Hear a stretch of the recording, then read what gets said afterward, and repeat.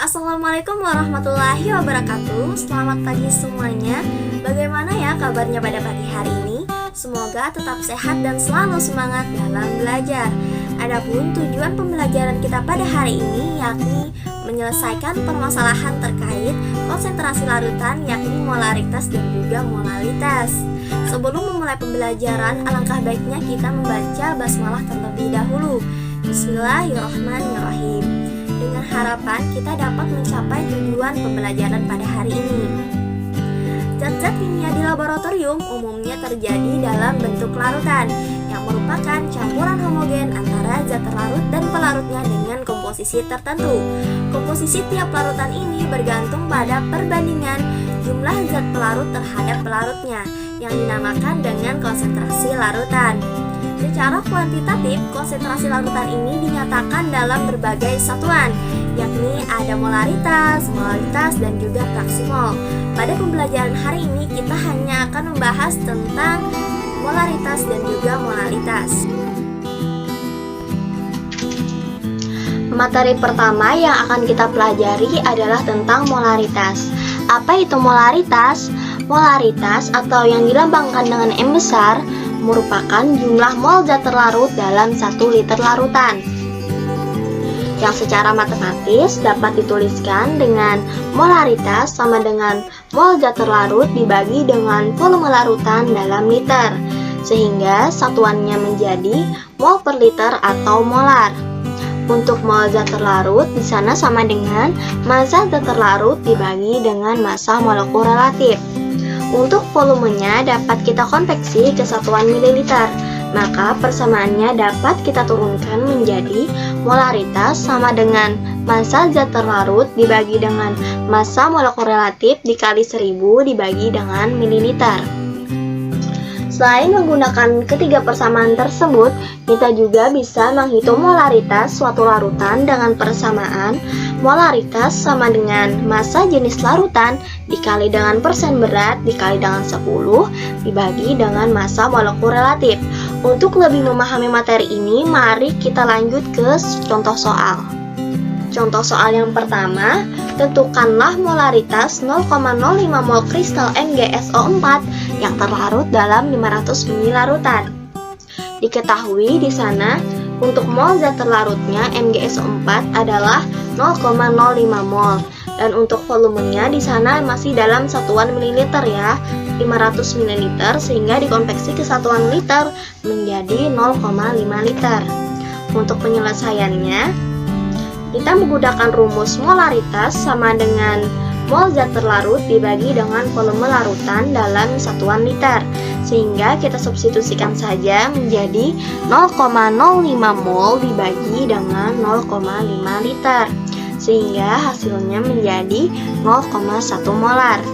Untuk soal yang kedua, berapakah molaritas larutan yang dibuat dengan melarutkan 5,85 gram NaCl dalam 500 ml air dengan aRNA sama dengan 23 gram per mol dan untuk Cl-nya sama dengan 35,5 gram per mol.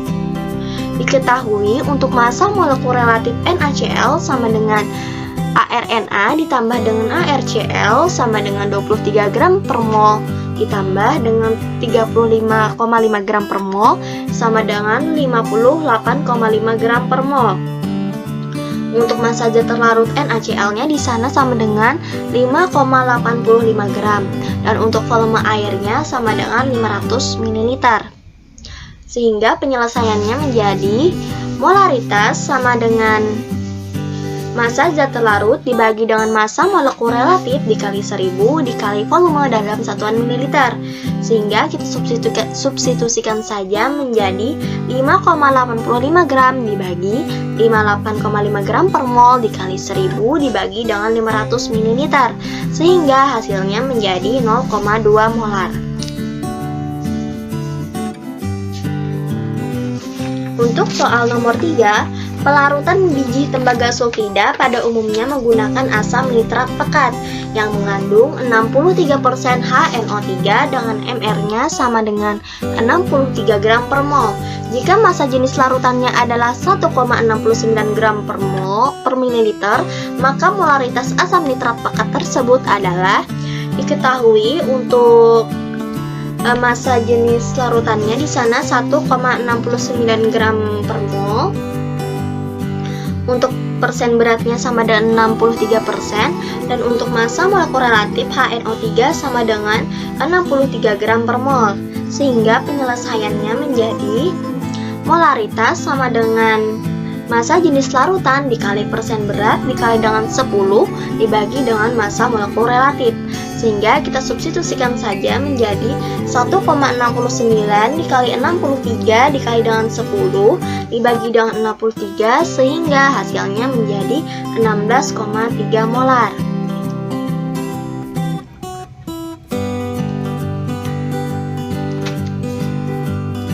Materi kedua yang akan kita pelajari adalah tentang molaritas. Apa itu molaritas?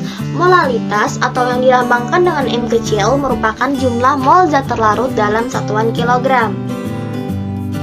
Secara matematis dapat kita tuliskan persamaannya menjadi molaritas sama dengan mol zat pelarut dibagi dengan massa pelarut dalam satuan kilogram.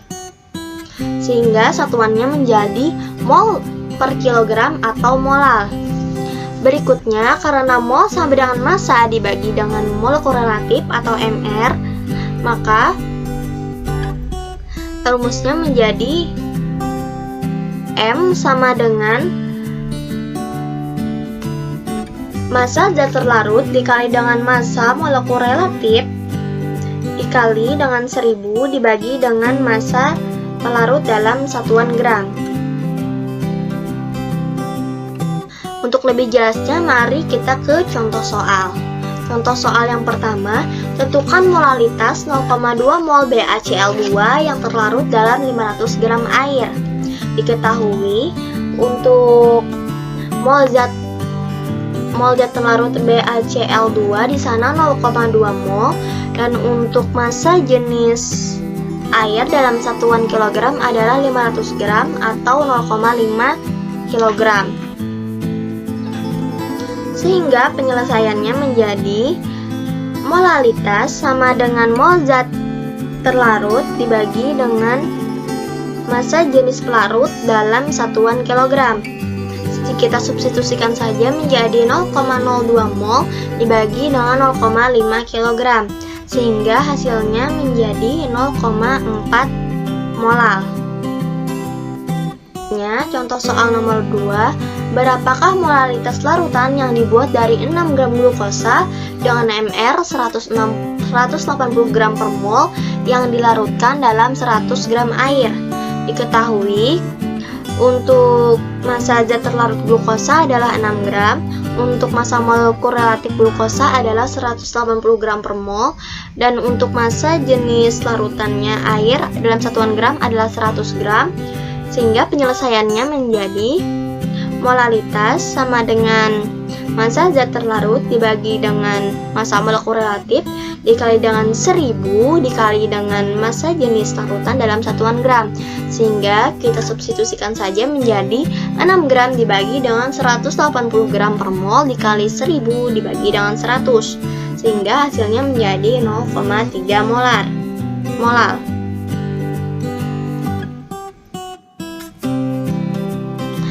Untuk kesimpulan pembelajaran kita pada hari ini, yakni molaritas atau yang dilambangkan dengan M besar merupakan jumlah mol zat terlarut dalam 1 liter larutan, sehingga satuannya adalah mol per liter atau molar.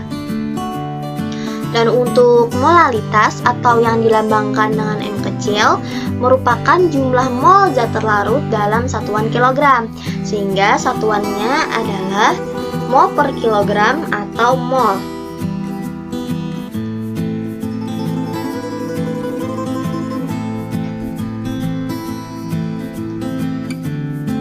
Untuk lebih memahami pembelajaran, silahkan kerjakan latihan soal yang sudah disediakan. Sebelum menutup pembelajaran, marilah kita bersama-sama membaca hamdalah. Alhamdulillahirabbil alamin. Terima kasih telah menonton video ini. Semoga pembelajaran hari ini bisa bermanfaat. Salah hilap saya mohon maaf. Wassalamualaikum warahmatullahi wabarakatuh.